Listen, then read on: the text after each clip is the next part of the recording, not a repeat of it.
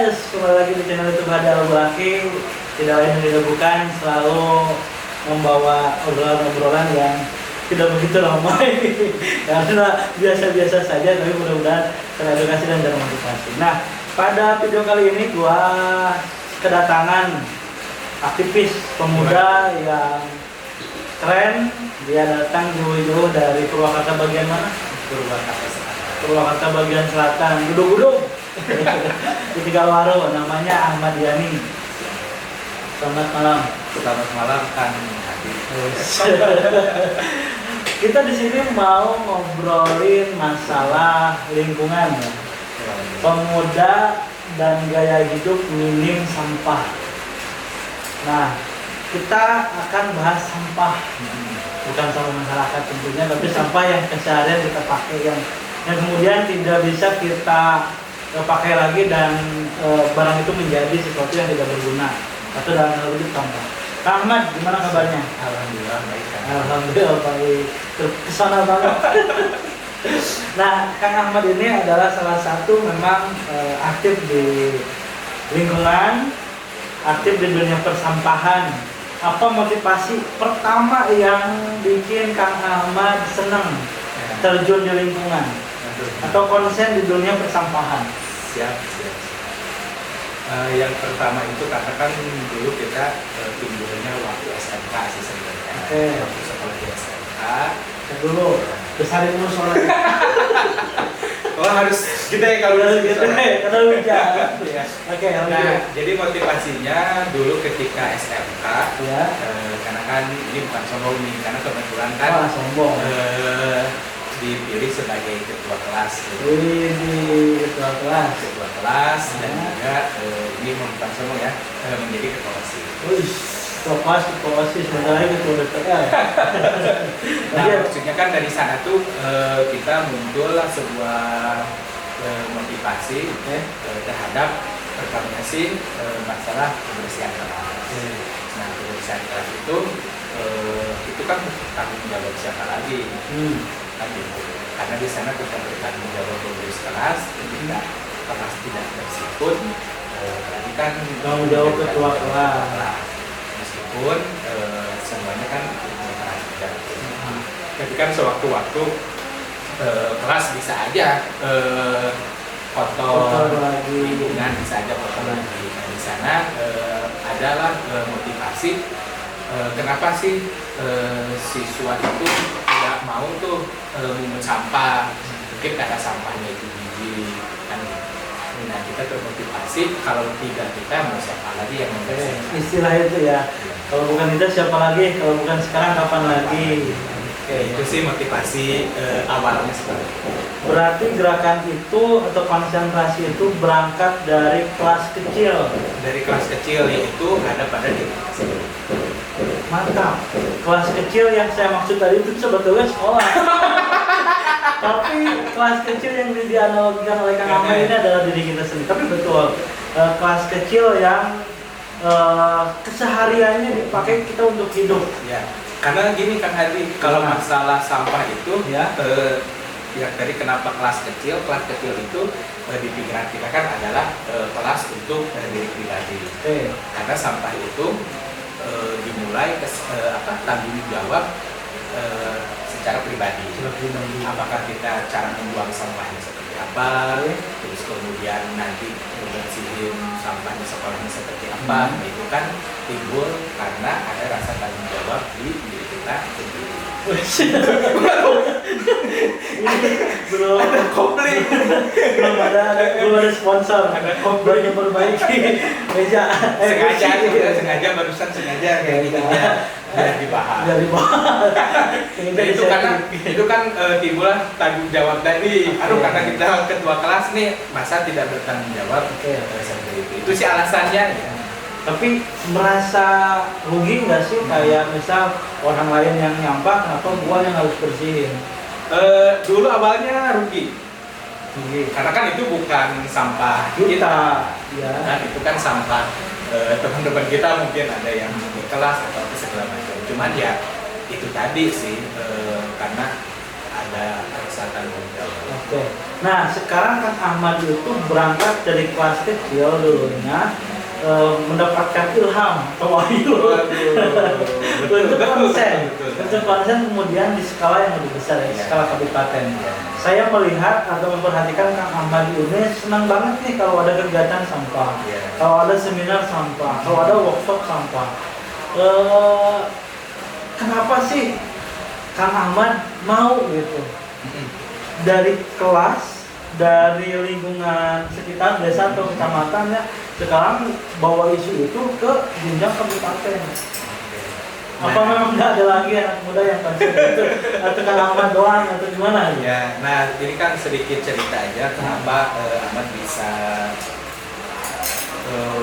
mungkin ini punya teman lah di Purwakarta gitu kan, pengelolaan sampah yang tadinya hanya di sekolah. Nah, jadi kan motivasinya seperti ini kan. Ketika ada teman yang membawa, apa kan suka tuh di persampahan gitu. Tadinya kan kita sebenarnya hanya sharing gitu kan tentang dunia persampahan itu seperti apa sih, pengelolaan seperti apa. Nah terus kemudian kita dikenalkan lah dengan banyak orang-orang di bidang pengelolaan sampah, tapi kok tidak ada anak muda. Oke. Tapi kok tidak ada anak muda. Tapi kok tidak ada anak mudanya, dalam tanda kutip kurung di board. Tapi kok tidak ada anak mudanya. Kenapa? Tahu nggak alasannya kenapa? Karena mungkin tidak asik. Karena mungkin tidak asik. Oke. Karena mungkin kurangnya edukasi atau sosialisasi ke anak-anak muda. Oke, dua. Mungkin tidak asik, kurang sosialisasi, ada lagi. Nah, terus kayaknya itu dari udah. Oh, itu. Dua dulu. Pertama, kurang asik. Memang kalau kita perhatikan bahwa ini mau sampah orang lain, mau sampah diri sendiri, sampah diri sendiri sama. Maksudnya mau sampah yang dihasilkan oleh diri sendiri juga enggak. Ya minimal membuang kepada tempatnya. Minimal itu kan ya. Terus kedua tentang sosialisasi. Yang pertamanya aja udah malas, apalagi mendapatkan sosialisasi. Nah, tinggal orang-orang yang mensosialisasikannya dengan gaya apa? Ya. Ada terobosan nggak? Nah kalau kita sih ada terobosan juga nih kan masalah untuk sosialisasi. Ya. Nah waktu itu kan ceritanya gini, waktu itu kan kita ada pertemuan tuh di kantor, jadi ada beberapa komunitas. Ya itu tadi kok nggak ada anak mudanya nih. Ya. Terus kan kita juga baru tahu ternyata di Purwakarta itu ada loh komunitas yang mengelola sampah, apakah itu di desanya masing-masing atau di kecamatan. Nah terus kemudian waktu itu saya usul, Kang coba lebih menyentuh sosialisasinya ke anak-anak muda, karena kan kita juga nggak terlalu paham tuh tentang pengelolaan sampah gimana. Karena menurut kita anak muda itu harus dijadikan sasaran buat edukasi. Apalagi di Kabupaten Purwakarta penduduk anak muda itu mendominasi 60%. Itu kan menjadi tantangan berat. Udah masuk ke ini apa namanya demografi. Nah, bonus demografi. Bisa jadi negatif, bisa jadi positif. Nah, apa ya tentang sampah ini mungkin agak begitu kurang menarik bagi anak muda. Tapi sebagian anak muda juga sekarang udah pada konsen di dunia persampahan, bahkan menghasilkan uang. Kayak teman saya ada lah dia ngumpulin satu bentuk sampah, saya tidak akan sebutkan, dia sortir, dia jual sampai ke luar negeri. Itu bisa kan dikelola? Maksudnya nggak hanya sebatas yuk anak muda jangan buang sampah sembarangan, sosialisasinya kayak gitu doang. Jadi yuk anak muda mulai pilah sampah, karena sampah bisa menjadi duit, bisa jadi rupiah. Nah itu. Nah menurut Kang Ahmad, yang Kang Ahmad tahu atau Kang Ahmad analisa sejauh ini, ada potensi apa aja yang bisa menghasilkan di dunia persampahan? Nah ini kan kalau untuk potensi di dunia persampahan nih untuk anak-anak muda nih, Nah, tapi kita bahas dulu kenapa image kita terhadap pengelolaan sampah kayaknya kurang menarik, kurang asik gitu. Nah, kita tuh punya suatu konsep kenapa sampah ini tidak kita jadikan sebagai social enterprise. Kan di sana tentang wirausahanya mungkin ada, entrepreneurnya ada, terus permasalahan lingkungannya bisa ada.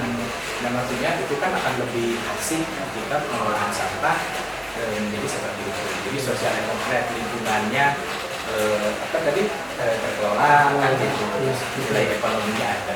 Nah, menurutnya itu memang harus seperti itu ya ya itu tadi menjadi seorang sosial seperti sekarang aja belakangan ini banyak bank sampah. Nah, itu kan salah itu satunya. gerakan mantap ya, bank sampah ini maksudnya masyarakat mengumpulkan sampah ditukar bisa dengan uang, bisa bentuk lain gitu. Itu bisa menjadi bank yang memang kekuatan sosialnya tinggi. Nah, itu tadi kan social enterprise itu. Iya, Nah, betul. itu maksudnya itu sih. Nah, terus kemudian tadi kan apa sih inovasinya seperti daur ulang tuh. Nah, daur ulang. Nah, cuman kendala di kita itu untuk daur ulang jadi istilahnya apa ya? Jangan kagok lah. Pengagokan gitu. Kalau mau berkreasi benar-benar harus total berkreasi gitu. Karena pernah ada contoh seperti ini. Kita kan suka tuh lihat tikar yang dari plastik tuh. Plastik ya ada yang bungkus kopi. Ya, bungkus kopi seperti itu. Kan mereka dijual paling ada 30.000 atau 50.000. Karena monoton, gitu-gitu terus. Nah, tapi kalau kita sentuh dengan inovasi lagi, dengan kreativitas, ternyata itu harganya bisa lebih mahal. Nah, maksud kita itu yaitu jangan kagok-kagok. Harus punya inovasi, harus punya kreativitas, terus harus punya kepekaan tinggi. Nah, terakhir Kang Ahmad, sudah terakhir lagi nih. Yang penting kena energinya. Nah, yang terakhir apa pesan wasiat? Apa pandangan yang ingin Kang Ahmad bawakan selama ini? Sudah ayah bisu atau bicat? Mungkin sih kita lebih ngajak ke anak-anak muda itu pertama peka juga tuh terhadap lingkungan. Maksudnya peka terhadap lingkungan, kalau ada sampah itu harus seperti apa sih? Terus kalau ada lahan yang gugur harus seperti apa sih? Itu kan maksudnya kepekaan kita terhadap lingkungan. Terus kemudian dia itu ingin mengajak yang tadi kan anak muda dan gaya hidup bikin sampah. Nah, itu kan seperti apa sih anak muda dan gaya hidup bikin sampah? Ada gini. Kan kita bisa tuh kemana-mana kayak bawa tender gitu, kemana-mana bawa goodie bag, terus kita udah nggak pakai tisu lagi, pakai sapu tangan, itu kan lebih sampah tuh, mungkin bahkan tidak ada sampah lah atau hanya sedikit sampah yang kita buang. Kita tidak bisa mencegah sampah menumpuk di Indonesia. Iya. Tapi kita setidaknya bisa meminimalisir. Kita mengurangi lah. Ya, setidaknya kita mengurangi, mengorganisir, mengadili sampah itu. Adil itu kan menempatkan sesuatu pada tempatnya. Oke, siap. Ada pesan lain? Sebenarnya sih masih banyak. Masih banyak. Masih banyak kan tadi. Ya, nantilah kita di Cuman ini mah hanya Oke, teman-teman. Mohon maaf nih bila ada katanya arti yang kurang. Ya, disclaimer dulu ya, disclaimer karena ini asumsi masing-masing. Kalau ada kesalahan, kurang tepat dan lainnya bisa di komen di kolom di bawah ini. Oke, assalamualaikum warahmatullahi wabarakatuh.